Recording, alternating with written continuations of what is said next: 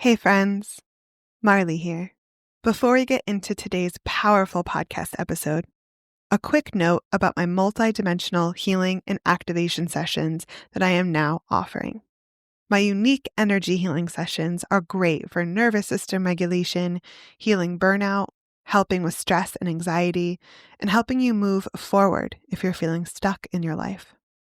We also go deep in each session and get into energy clearing, inner child healing, past life healing, and ancestral healing.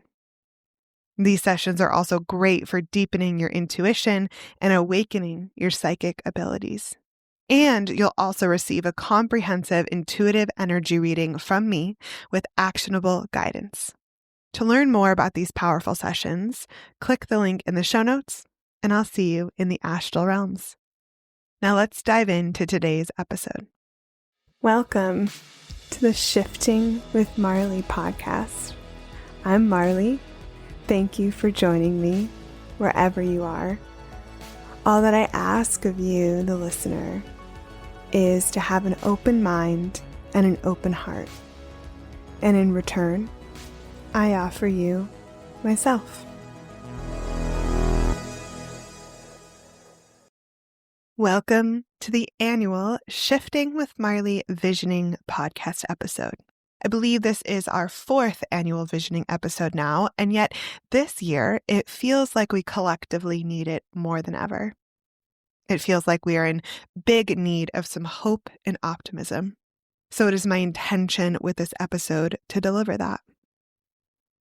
I also highly encourage you to listen to the previous annual visioning episodes, which I'll link in the show notes below, because they are each very uplifting and will put a smile on your face and lift your spirits and raise your vibration. In today's episode, we are going to connect with the energy and vibration of the future and start imagining the world we want to live in. Because as we are constantly co-creating with the universe in every moment, it is our imaginations that make the world. This episode can also act as some inspiration for intention setting and manifestation for your own life and for humanity. But I first want to acknowledge that it can be really difficult and limiting to imagine a better world from our current 3D reality. When there's so many people suffering in the world and so much conflict and so much division and separation and so much mistrust. And especially if you are someone that watches the news and pays attention to politics and current events, it can be hard to imagine any other way. It can also be hard to see all the destruction in the world and our institutions crumbling as anything other than tragedy and fear-inducing. But as we learned in episode 59, 2025 to 2028, Astrology for the Collective and the United States, with astrologer Marlee, any structure or institution or establishment that does not have a strong foundation or does not serve the people will crumble in the coming years. And it needs to, so that something new can be rebuilt better and stronger and more in alignment with our values and more in alignment with planet. We are collectively living through both the collapse and the rebuilding. It's very much the energy of a phoenix, which is the energy of both death and rebirth and rising from the ashes. And it's important to remember that we cannot force others to awaken. We cannot force others to have empathy or compassion.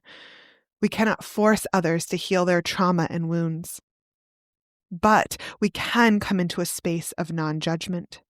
We can choose to hold love and compassion for all those who are stuck in the old ways and unwilling to change or unwilling to do the inner work, while at the same time also letting go of trying to force others to change and instead redirecting our energy and focus and attention to building the new and to our own inner work.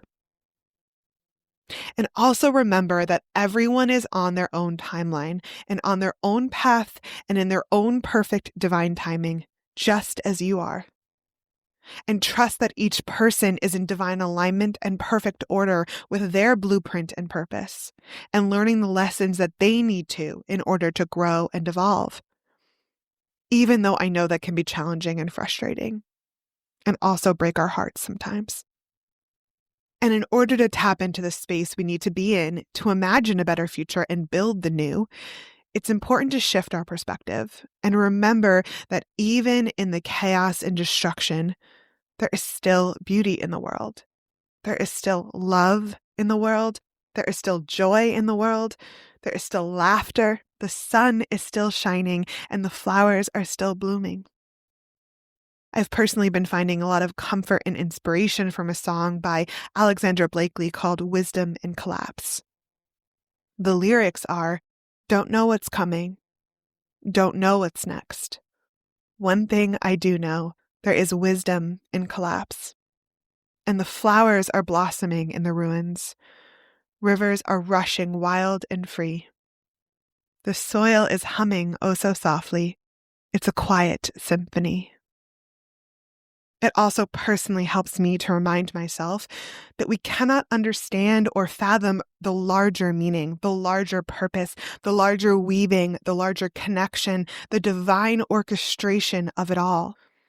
And what if everything is ultimately unfolding for all of our highest and greatest goods? Even if we can't see it from our current vantage point. I trust that. I really do.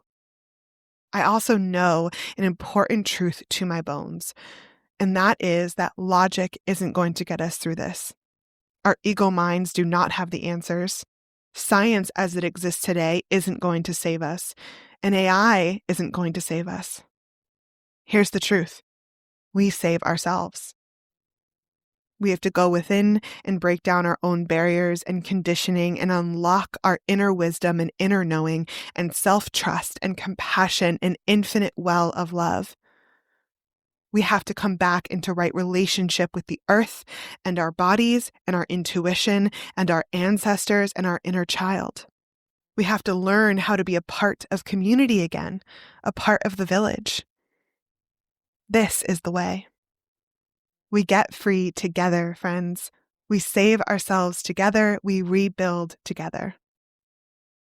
In this better future that I imagine, we have come away from duality, out of our conditioning, out of the realms of right and wrong and good and bad and left and right, and away from the shoulds, away from what we think we should be doing. And instead, we are following the whispers from our bodies and our intuition. We are a part of the village. We are each contributing to the collective, living in harmony with the earth and the seasons and the plants and the animals. We found energetic sovereignty and internal freedom and unconditional safety within, and we have moved into a state of unconditional love for ourselves and for each other. We are connected to and in communication with the unseen realms. We have moved away from hierarchy and control and that power over dynamic. And instead of fighting and forcing and pushing, we are flowing like water. To help us further imagine this better future and to give us some inspiration, I've enlisted some help. In a moment, you'll hear from Emily Gustafson, Shule Ozick, Laura Hartley, and Marlee Yared, and their visions for the future of humanity and the earth. Okay, let's dive in.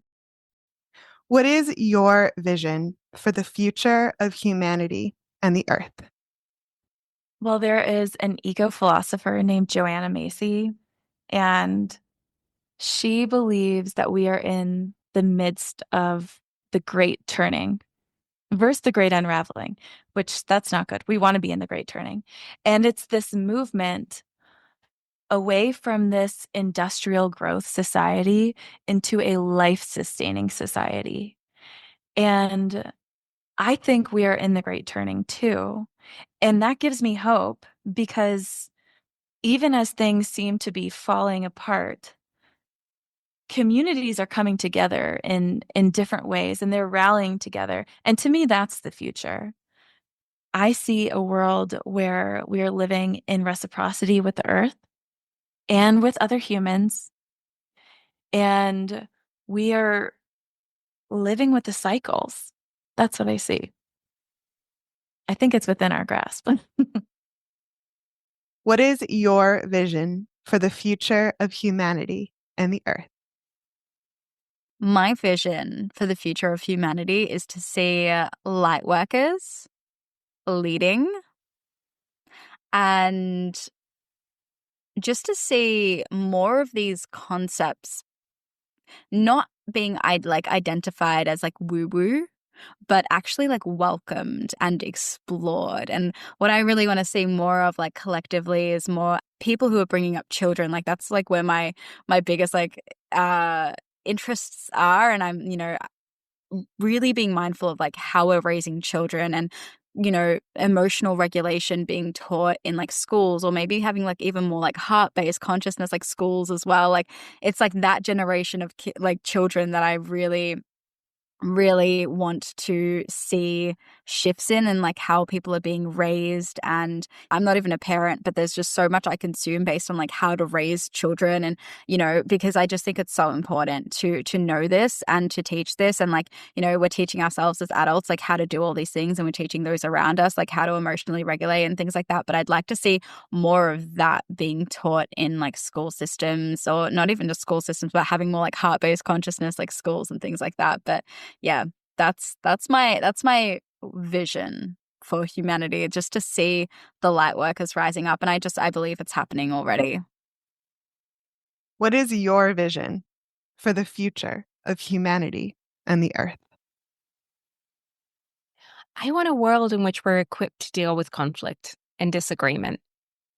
These are skills. These are not things that we can't learn. These are things that we can be teaching in schools, that we can be instituting in workplaces, in our community settings, in our justice systems. These are things that we can be doing in our lives. So I want that.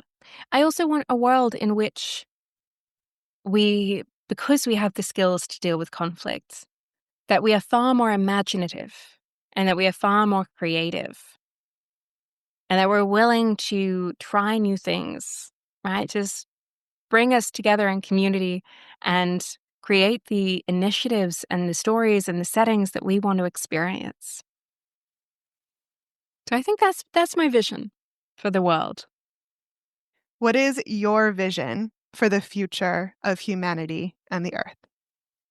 I want people to feel like they are a part of their village. I really want people to feel like they know their neighbors, and that they have resources in their local community, and that they don't feel as lonely as capitalism has made us. So there you have it. We are the architects of this future, friends, and each of us are needed. Each of us has something to contribute. Trust that everything is ultimately working out in our highest and greatest goods. And remember the famous quote, "It's always darkest before the dawn." I'll end today with a quote from former Shifting with Marlee podcast guest Allison Holly. "The end of suffering begins within ourselves."